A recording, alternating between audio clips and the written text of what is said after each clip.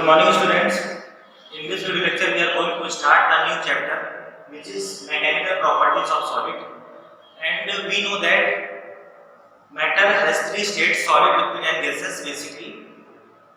And the interatomic space between all the states, solid, liquid, and gases, is different because there is a force of attraction in between the atoms and in between the, you can say, molecules, and this interatomic force or intermolecular force is because of the electrostatic charge which is present, we can say, in the atom, because there is a positive charge particles, proton, which lie in the nucleus, and negatively charged particles, which is electron. So each atom attract another atom, and at a particular distance, and this is defined, this will be explained by a potential energy graph. So this is the potential energy graph, U versus R. R is the interatomic space, interatomic distance. R is interatomic distance. R is interatomic distance, and we know that this graph is like this. This is our experimental results. This is our experimental results. So these distances are not, this is 0, and this is a graph. U is a potential energy, potential energy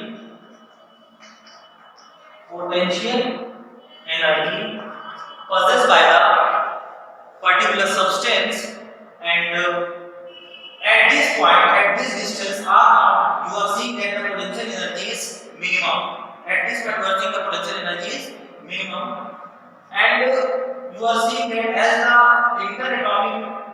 the interatomic distance is greater than to this value R naught, the potential energy start increasing, and if we observe from the initial that potential, there is a potential energy, and as the interatomic spacing increases, potential energy start decreasing, and it decreases up to a particular interatomic distance and becomes minimum. And if we further increase the separation between the atoms of the metals, again the potential energy start increasing. So we know that basically three states: liquid, solid, and gases, and the atoms of the metals possess the intermolecular forces, interatomic forces, and the cause of these forces, intermolecular forces and interatomic forces, is because of the electrostatic charge which is present in the atom, because inside the atom we know that there is a positively charged particles, which is proton, and also the negatively charged particle, and the atom, one atom of the substance applies force on the another atom, and the force which is applied by the atom is attractive in nature. So you can see here from the potential energy curve that the potential energy start decreasing as we increase the interatomic spacing. The potential energy start decreasing, and up to this distance, the potential energy is positive, and from here to this distance, the potential energy is negative. So we know that here the potential energy is decreasing, here the potential energy start increasing. This is the decreasing potential energy, part up to here, and this one is increasing potential energy,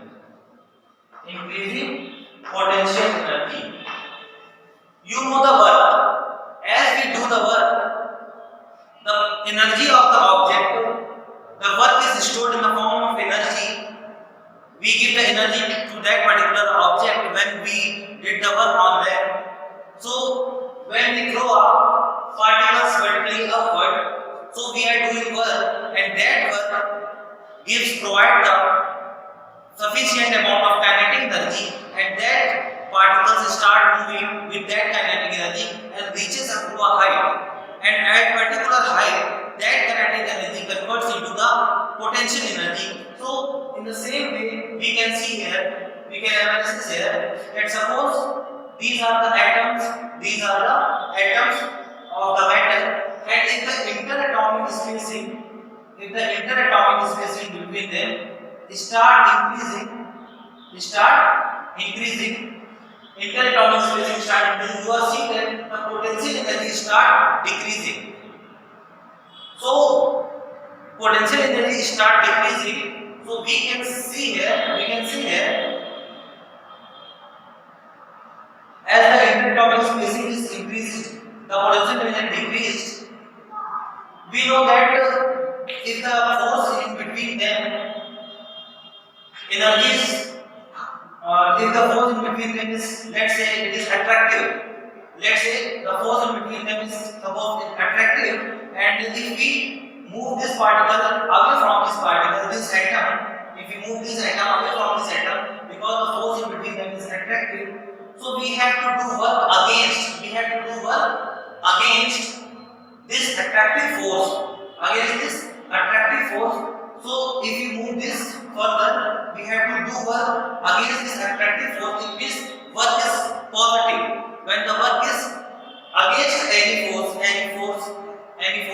so the work done is positive. It means it provides a positive energy, and potential energy starts increasing because work is positive. It is delivering the energy to the system, which is here I am considering the two atoms. So it means object is moving further, the potential energy of them is increasing. But you can see here potential energy is decreasing. It means in this region potential energy is decreasing. It means it is representing the repulsive. It is representing the repulsive force. And in this region you can see after a distance interatomic R, again potential energy start increasing, and the potential energy start increasing.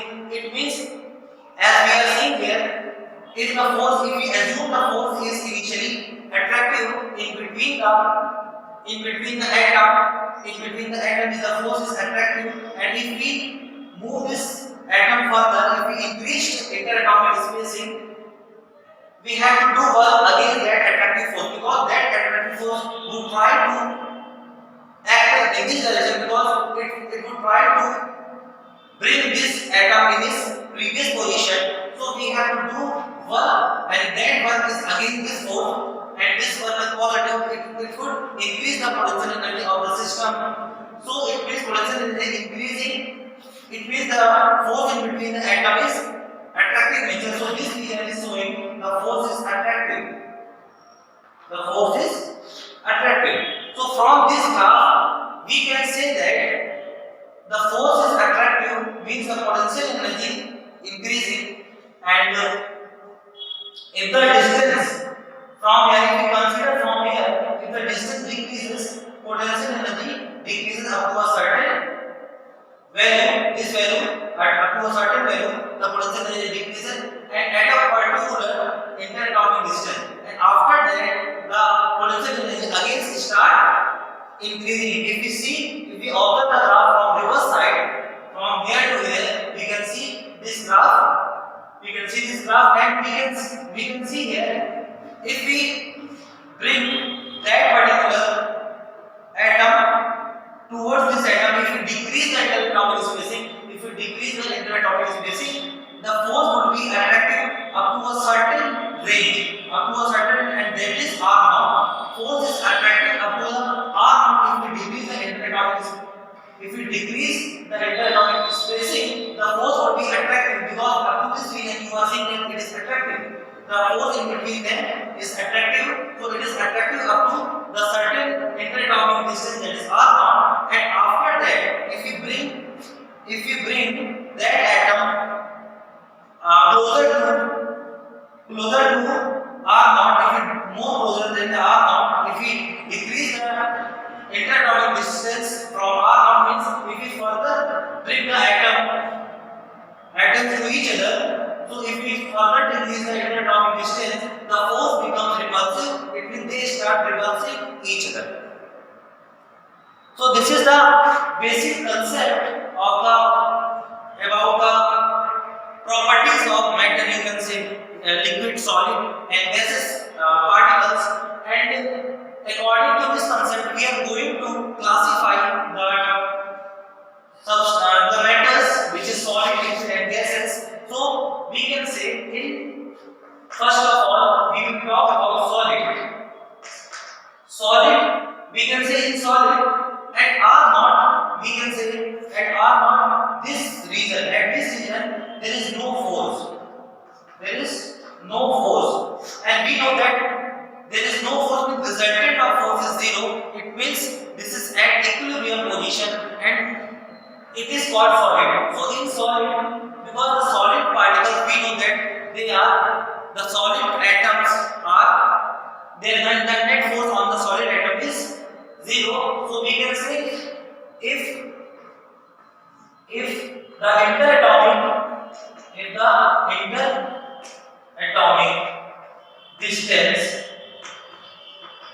interatomic distance between the atoms of matter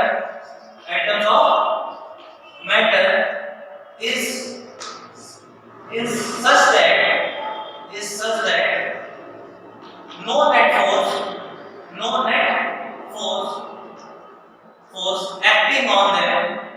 acting in between them, no repulsive, no attractive force is acting in between them, then that state of matter is called solid. In between them, then that state of matter is called solid. They are called solid. That's why we say that solid, if we apply force on the solid particles, they would hardly change its shape and size and volume. So this is the definition, this is the classification of solid on the basis of this concept interatomic space.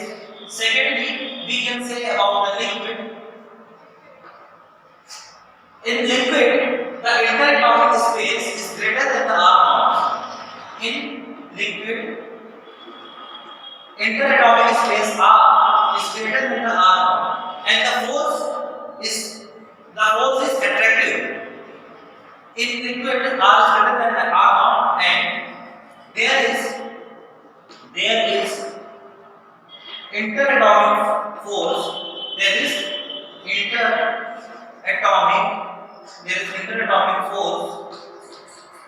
interatomic force which is attractive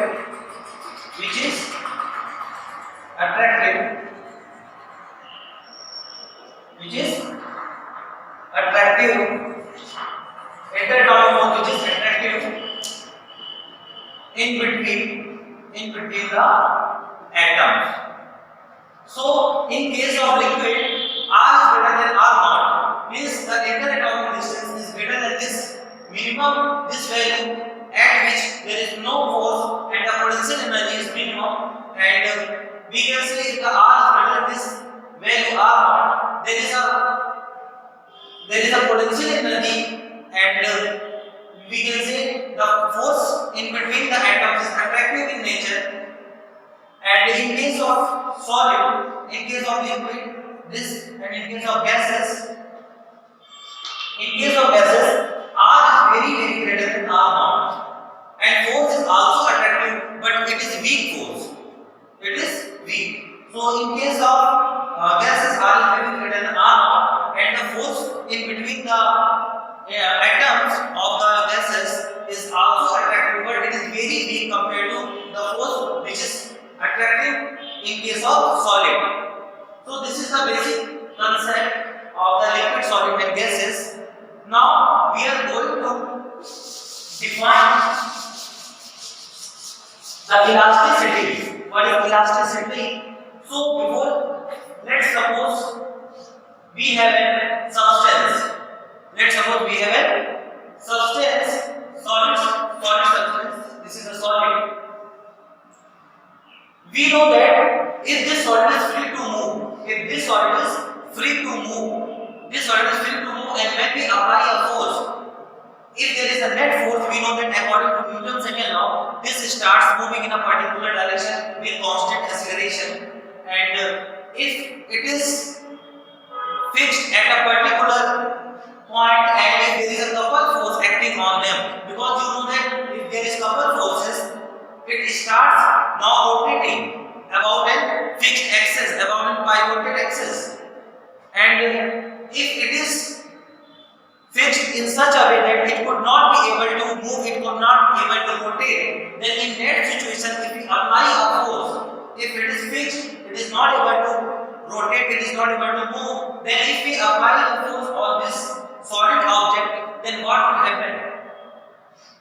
To maintain the equilibrium position, the atoms of this solid would arrange in such a way so that the net equilibrium could be achieved. So we can say its configuration, which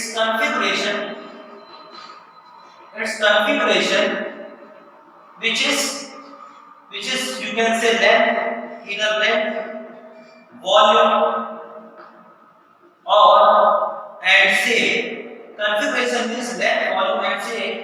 If we apply a force on a solid and if this solid is not free to move, not free to rotate, so configuration means length, volume and shape could be changed to maintain the equilibrium.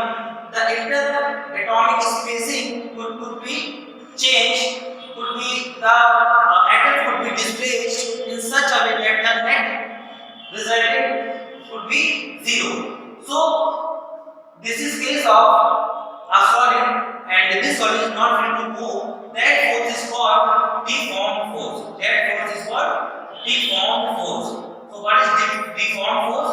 It is a force which is applied on a solid, and if the solid is not free to move, that force could change the configuration of the object. It means length, volume, and shape. That force is called deformed force because it could change the configuration of the solid. And as we remove that force, when we remove that force, the atom which is displaced, the atom of the solid which is displaced by applying the external force, which is called deformed force, could start to come to regain its initial position, to come in the initial position. That is called that force which is exerted by the intermolecular displacement because of deformed force. That force which try to regain its original configuration, that force is called elastic force. Or you can say that force is called restoring force. Because it could restore its original configuration, so that is called restoring force. But one thing you should keep in your mind that when we apply a deformed force, due to which the configuration of the solid which is not able to move would change, that deformed force must be under the limit of elasticity.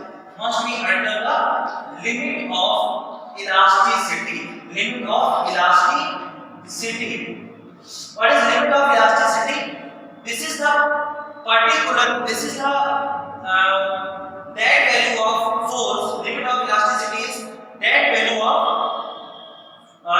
force if we apply a deformed force greater than over the limit of elasticity. If we apply a force up to a certain beyond a certain limit, if we apply a deformed force beyond a certain limit, and it would not able to regain its initial configuration, its previous configuration, original configuration.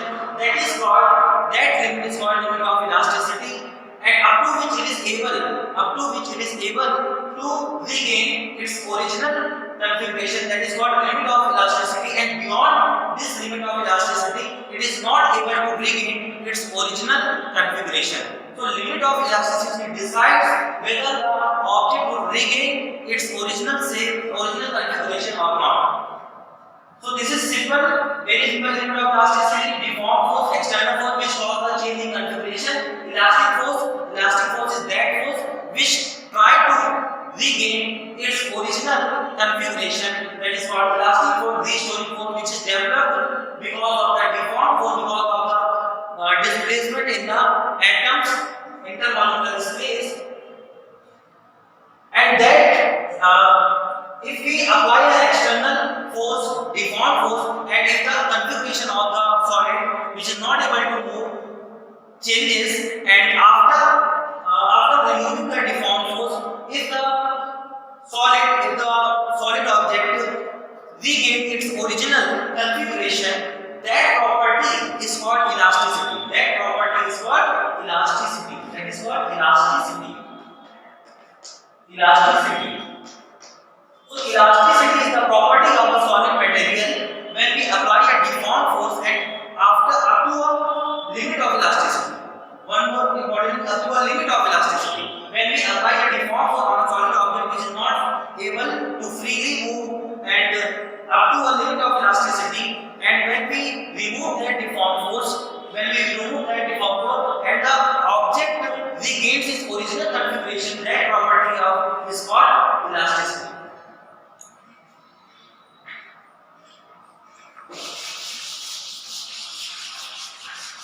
Now, one more important term, strain. What is strain? We know that we have just studied that when we apply the external deformed force on the object, its configuration changes, and if we apply that deformed force up to the limit of elasticity, we know that after removing the deformed force, it regains its original configuration. So strain is the ratio of deformed configuration. It is the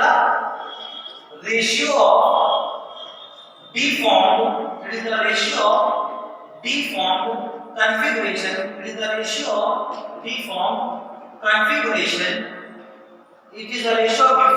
configuration to the original configuration. It is the ratio of deformed configuration to the original configuration.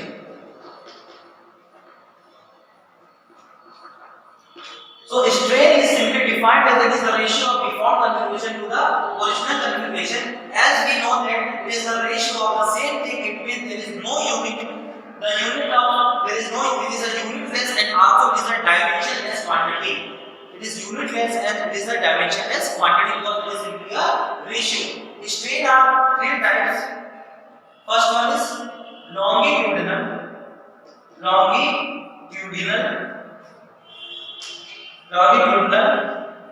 Second is volume. Third is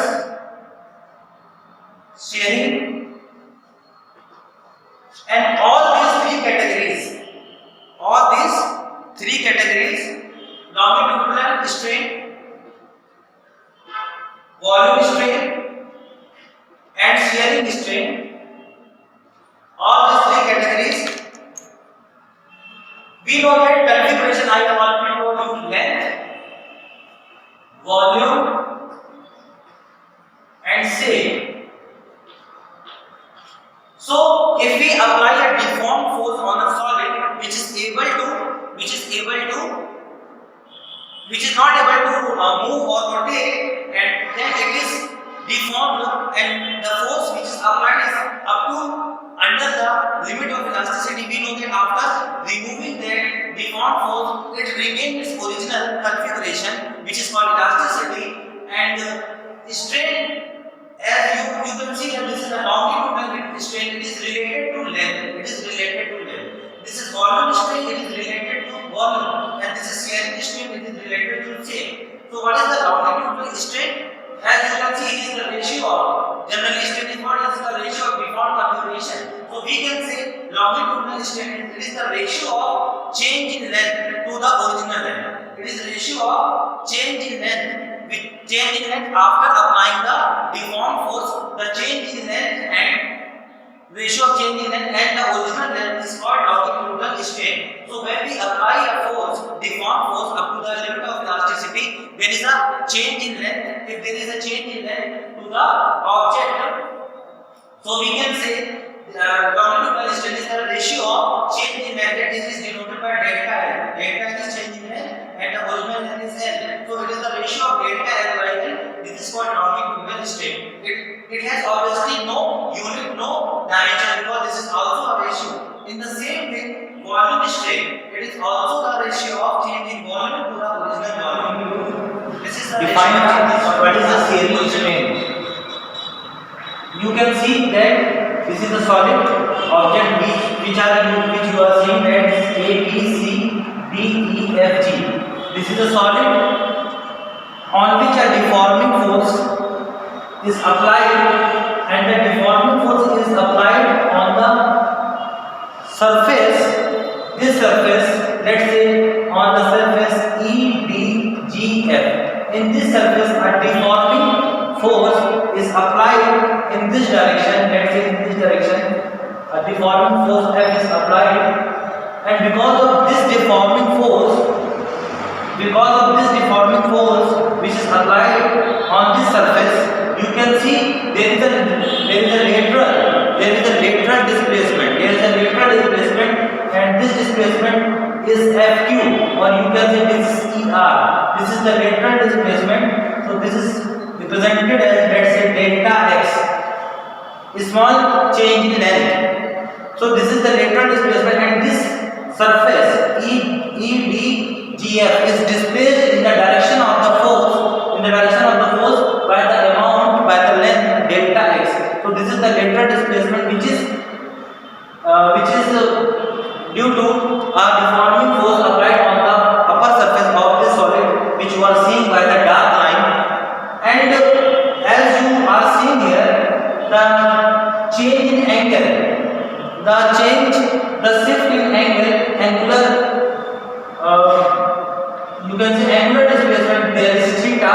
So this is the, in terms of angle, this particular surface is being bent towards the right, and you can see the volume of the, if the volume of the both the deformed shape and the original shape is constant, if the volume of the both the original and deformed shape, deformed configuration is constant, so the volume of A, B, C, D, E, F, G, which is the original solid, and its volume, and the deformed shape which is configuration, which is A, B, C, S, R, Q, P. This is the deformed shape, and the volume, if the volume is constant, then we can define the shearing strain for this particular situation. It is the ratio of lateral displacement delta x. It is the ratio of lateral displacement delta x of the deformed surface, keeping the volume of the deformed configuration constant, to the length of the distance in between the deformed surface and the fixed surface, which is A, B, C, and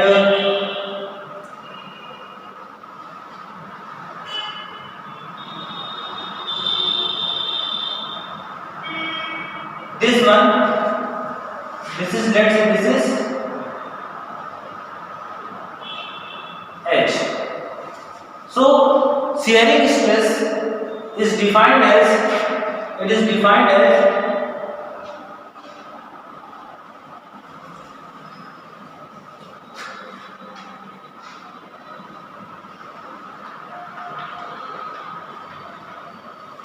shearing stress is defined as the ratio of lateral distance. It is defined as the ratio of this lateral distance displacement to the length in between the deformed surface and fixed plane. This is the deformed plane and this is the fixed plane. This plane is not displacing, this is the fixed plane. Only this surface is displacing, and force which is applied to deform the surface is F in this direction, and because of this force, a restoring force also developed, and which is developed in this surface. This is the restoring force which is equal in magnitude but opposite in direction, and we will talk about this force in the next topic. So it is the ratio of delta x upon L. So delta x upon L, what is the delta x? It is the lateral displacement, and what is the L? L is the distance between the deformed plane and the fixed plane. It is the distance between the deformed plane and the fixed plane, which is represented by here L. So it is the ratio. This is the shearing stress, keeping the volume constant of the deformed shape and the original configuration. Shearing stress, shearing strain. This is the shearing strain delta x by L. One more thing, from the definition of shearing strain, we can also find delta x by L from this particular angle. This angle is 90 degree. So AFQ in triangle AFQ. This is hypotenuse AQ. So tan theta, if we apply tan theta is for this angle, this is perpendicular and this is base, so it is equal to delta x by L. And if the theta is very small, because it is not so much large, so obviously theta is very small. If theta is very small, tan theta approximately equal to theta. So in place of tan theta, we could simply write as theta, replace as theta. So theta is delta x by L. So this is the relation in terms of this angle. This is the shearing strain. So what is the shearing strain? Shearing strain, which you can see here. If here the volume is not changing, one more important point here, volume of the original solid substance and volume of the deformed configuration is same. Only you can see the plane which is deformed by the lateral displacement delta x by the applying force F, and because of this delta x angle, there is an angular safety. You can see this is theta, and it is the ratio of this lateral displacement and the distance between the deformed plane and fixed plane. This is the shearing stress. Now we are shearing strain. Now we are going to define the stress. What is stress?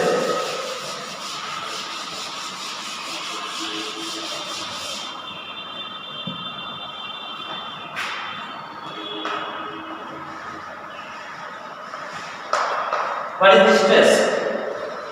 Stress, in stress you take when your exam comes. Same thing, same concept, same in the same context we will talk about. Stress is simply just like a pressure, but it is not the pressure. It is similar to pressure, but it is not the pressure. Stress is the internal restoring force.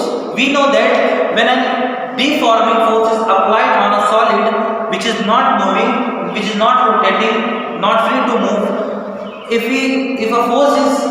deformed force is applied on the object, then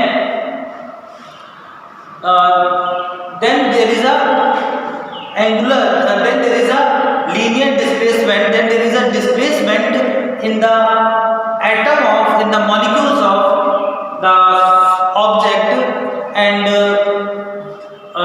the energy, you can say the energy is stored in them because of change in configuration. Potential energy is stored in the substance, and as we remove that force, if we remove that external deformed force, an internal force is developed, and because of the energy storing in the substance, that restoring force try to regain its original configuration. Try to restore its original configuration and try to restore it. If we apply the force, deformed force, but one thing you have to keep that the force must be such a way it should be under the limit of elasticity.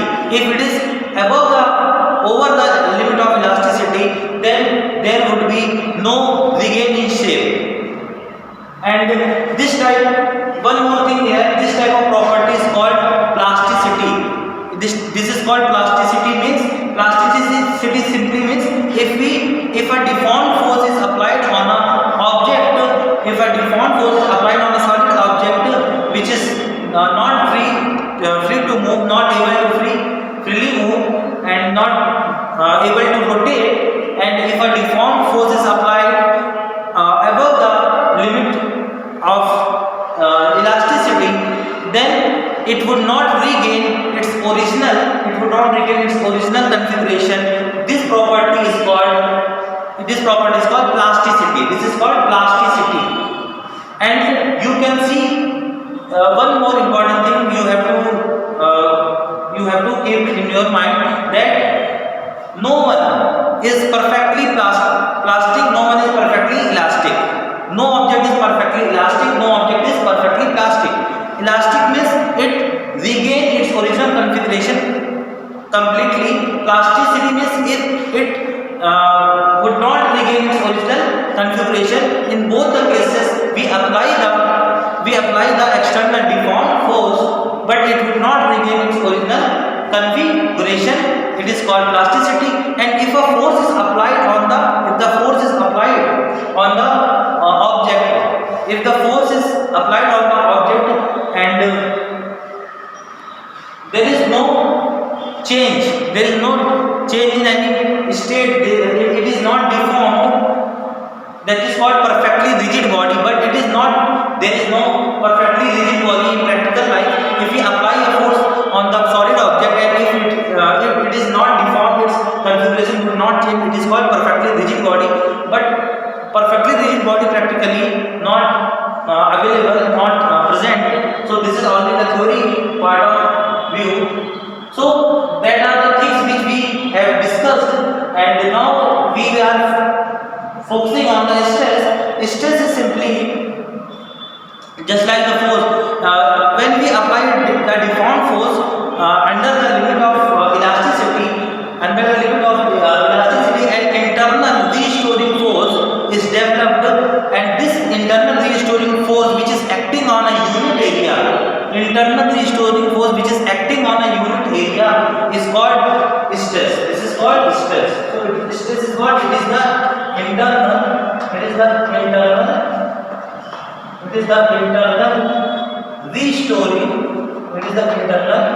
restoring force. It is the internal restoring force developed. It is the internal restoring force developed. It is the internal restoring force developed because of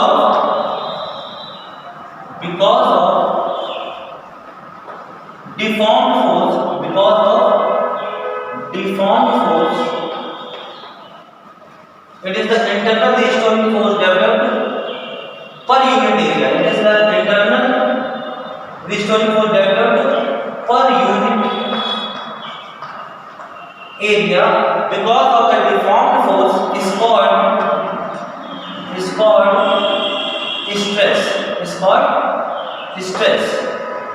stress.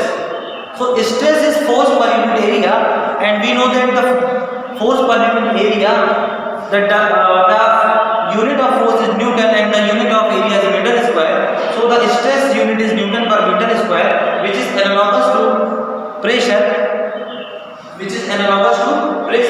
So its unit is Newton per meter square, and from this you can also find the formula, the dimensional formula. Newton force is mn t minus 2, and for length the area is l square. So this is mn minus 1 t minus 2. This is the dimensional formula for the stress. This is the dimensional formula of the stress.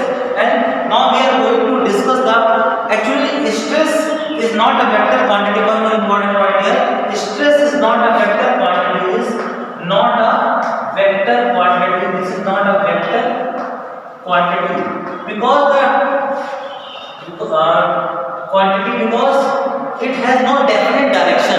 It has no definite direction. It could be anywhere. It could be, its direction could be anywhere. So because of not having a definite direction, it is not a vector quantity, and such type of quantity is called tensor. Such type of quantity is called tensor. It is not the scalar, it is not the vector, it is tensor.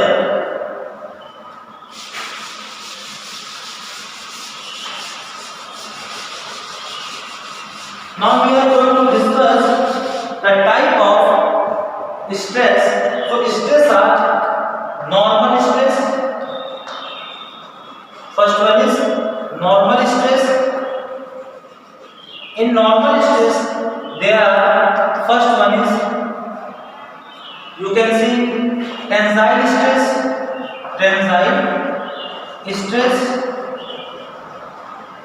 It is due to increase in. It is due to increase in. It is due to increase in. It is due to increase in length or volume. It is due to increase in length or volume. And second one is compressed stress. And compressed stress, it is due to decrease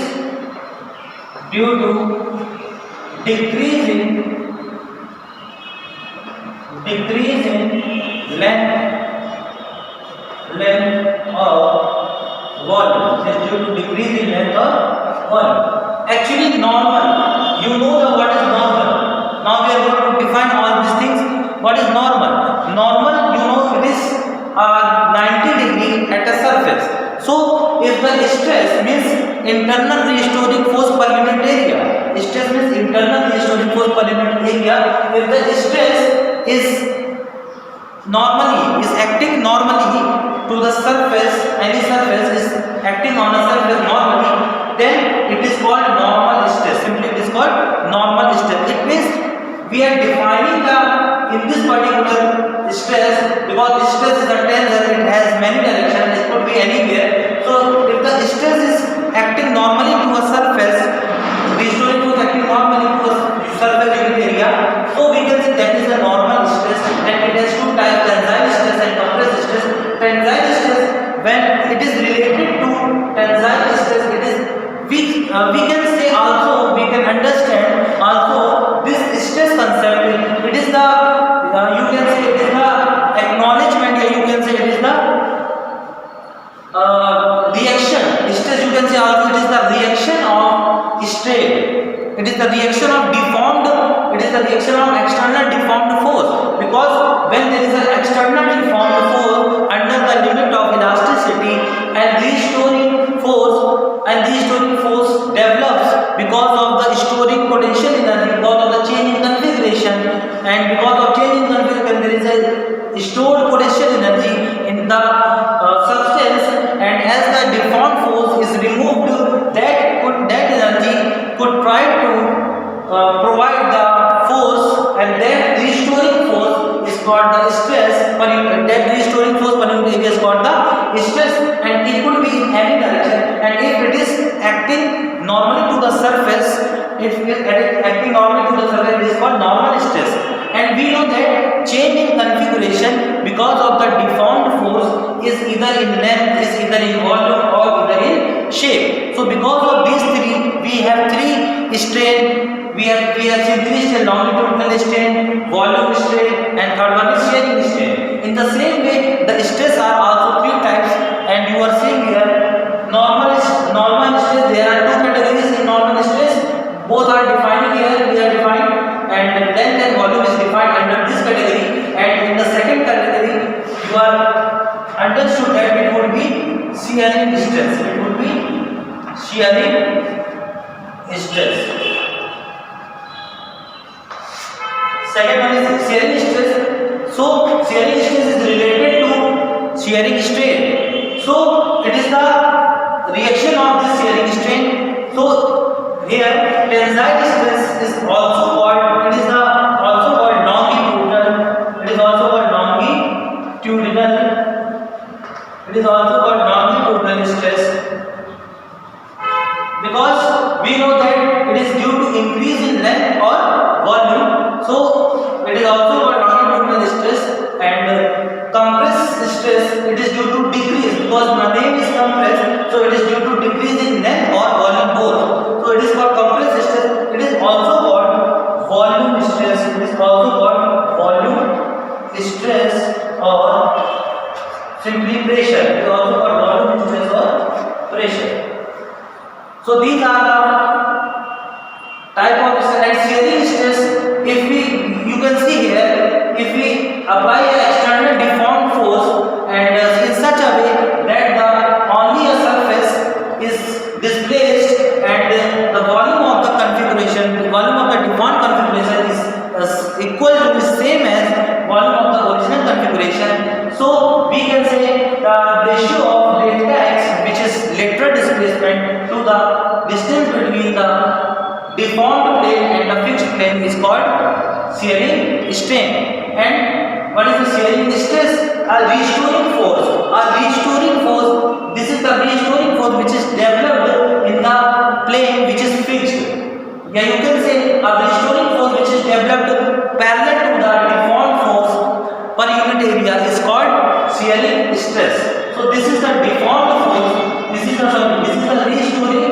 is the restoring force F, which is equal in magnitude but opposite in direction.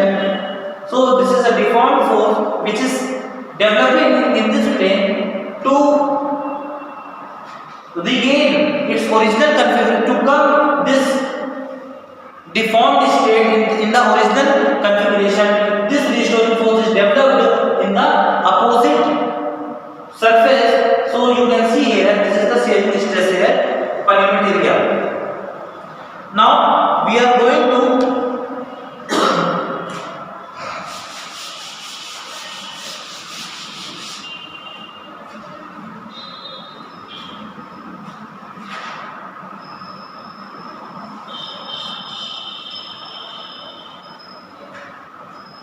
suppose we are stretching, we are applying the force and in this direction, we are applying the force in this direction to increase the length of this particular solid object. You know that we have just studied that stress.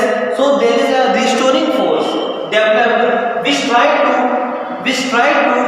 come the object in its original configuration. So if the force, external deformed force is acting like this, we want to extend, we want to change, we want to increase the length of this object. So an external restoring force would act in the direction opposite to the deformed force in this direction. This is the restoring force Fr and this is the deformed force Fd. So this is the restoring force per unit area, and this restoring force which try to regain its original length or volume, because there is a increase in length, we can say if there is an increase in length. So this is the case for, we can say this is the case for longitudinal stress. In the same way, we can also understand this as if a deformed force is acting like this, we are compressing, we are decreasing the size and the object is not able to do, it is fixed, and we are applying the force like this way, in this way deformed force.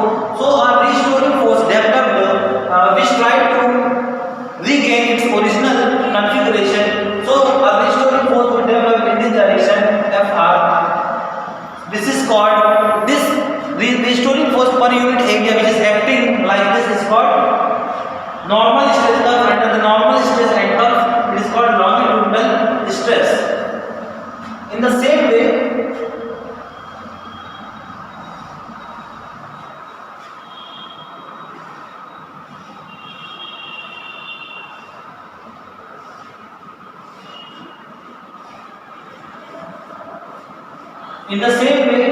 if a force is acting in the upper surface normally, because the normal about the normal stress. So let's say a force is acting towards the downward direction to deform this object. A deformed force is acting normally to the surface. You know that a restoring force is developed which will try to regain its original volume. So it would act in the downward direction like this. It would restore. This is Fr, restoring force, and this restoring force per unit area which is acting normally to the surface to regain its original volume. When deformed force is removed, this restoring force would try to regain its come to the in the original configuration. So this restoring force here per unit area is called volume stress, which is acting normally here. So it is also comes under the normal stress. That's why now this would be like this way. If this force is acting in this surface, there is a force in this surface. If there is a force in this surface, in front surface, there is a force in this surface like this. So this would be the case.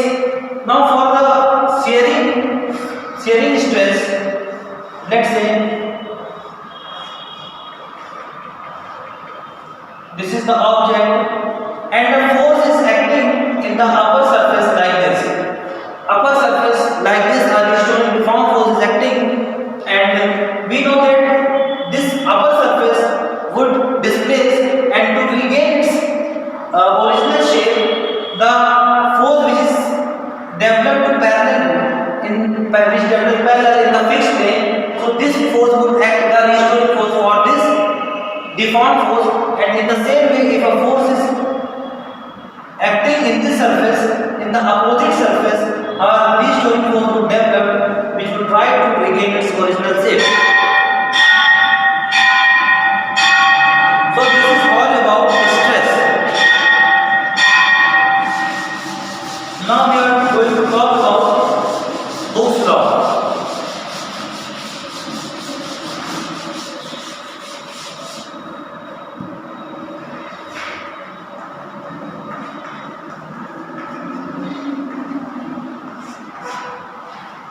Now we are going to talk about Hooke's law. According to Hooke, there is a relation under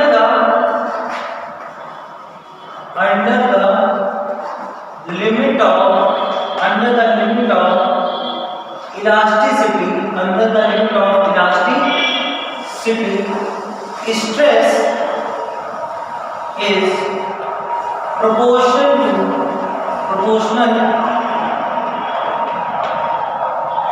to strain.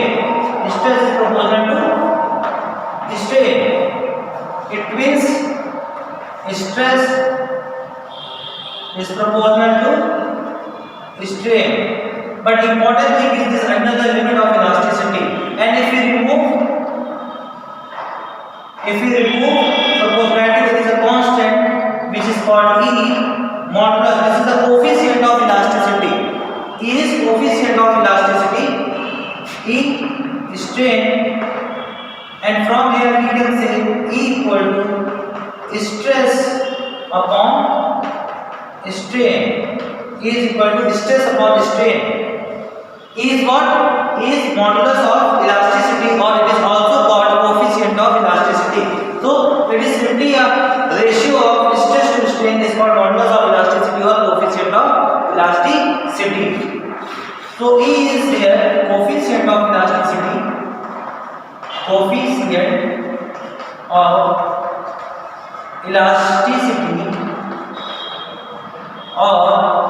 modulus of elasticity.